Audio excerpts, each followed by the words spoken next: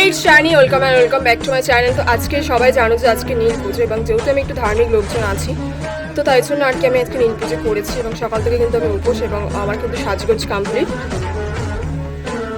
কারণ আমি যাচ্ছি আমাদের বাড়ির পাশে একটা কালী মন্দির আছে, তো সেখানে আর কি শিবের মাথায় জল টল ঢালতে, এবং আমাদের বাড়িতেও শিব আছে, মানে শিব আছে বলতে জোড়া শিব আছে, ছোটো ছোটো দুটো, তো তাদের মাথাতেও জল ঢালতে হবে। তো তাই জন্য তো ফার্স্টে আমি আকন্দ ফুল কিছু তুলে এনেছিলাম, তো সেগুলো দিয়ে আগে মালা গাঁথা হয়ে যায়, তারপরে আমরা বাড়ির শিবের মাথায় জল ঢেলে লাস্টে যাব তোমার কালী বাড়িতে জল ঢালতে। চলো বেশি কথা না বাড়িয়ে ভিডিওটা শুরু করা যাক।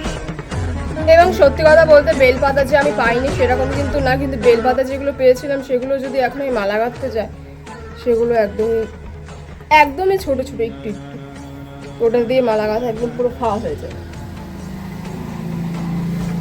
অবশেষে দেখো আমি এরকম ছোটো থেকে একটা মালা গেঁথেছি, বড় মালা ঠিক গাঁথার হচ্ছে না।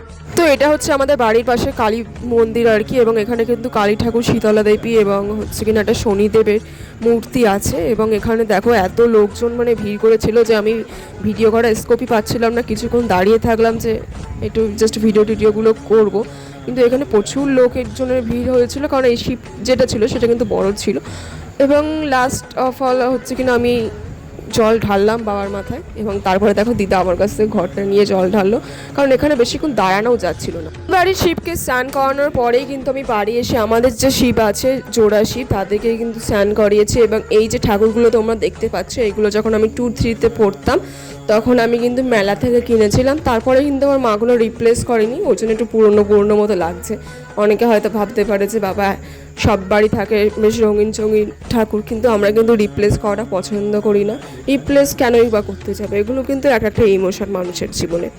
তো যাই হোক, এখানেও কিন্তু দুধ গঙ্গা জল দিয়ে আমি স্নান করিয়েছি এবং আকন্দ ফুলের মালা টালা গেঁথে আর কি এখানে ভালো করে স্নান করিয়েছি। এবার সত্যি কথা বলতে নীল ষষ্ঠী যে মেয়েরা কিসের জন্য করে সত্যি কথা বলতে আমার জানা নেই, তোমরা যদি জেনে থাকো কমেন্টে অবশ্যই জানিও।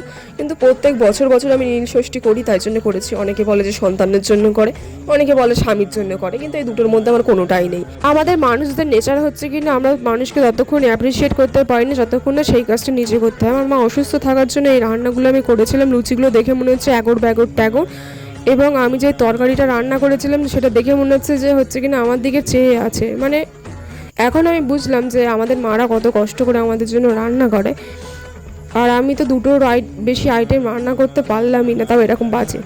প্রথমে যে একটা খয়েরি কালারের জিনিসটা দেখলে সেটা কিন্তু ছিল ছাতু, যেটা আমি আমার দিদাদের বাড়ি থেকে নিয়ে এসেছিলাম, এবং রসগোল্লা তো অবভিয়াসলি দোকানে থাকে, ওই দুটোর জন্য আমাকে কোনো কষ্ট করতে হয়নি। এবং লুচি আমি মোট 15টা মতো করেছিলাম, তো যদিও সেটা ভালো হয়নি, শক্ত মতো হয়ে গিয়েছিল। এবং তরকারি যদি কথা বলো তরকারিটা জল কাটা মতো হয়ে গিয়েছিল, কিন্তু নিজের রান্নার টেস্ট আলাদাই হয়। তো আমি নিজের রান্নার টেস্ট করি। ততক্ষণ তোমরা হচ্ছে কিনা চ্যানেলটিকে অবশ্যই সাবস্ক্রাইব করে দিও যদি তোমাদের ইচ্ছা হয় তো। আর আজকের মিনি ব্লগটা এই পর্যন্তই ছিল, দেখা হচ্ছে নেক্সট মিনি ব্লগে, কারণ আমার এখন এটা খেয়ে শেষ করতে হবে, আগে তো আমি খেয়ে শেষ করি। এবং তোমরা কে নীল ষষ্ঠী করেছো সেটা অবশ্যই কমেন্ট করে জানিও, এবং পয়লা বৈশাখে তোমাদের কটা জামা হলো সেটাও কমেন্ট করে জানিও। তো দেখা হচ্ছে নেক্সট ব্লগে, বাই।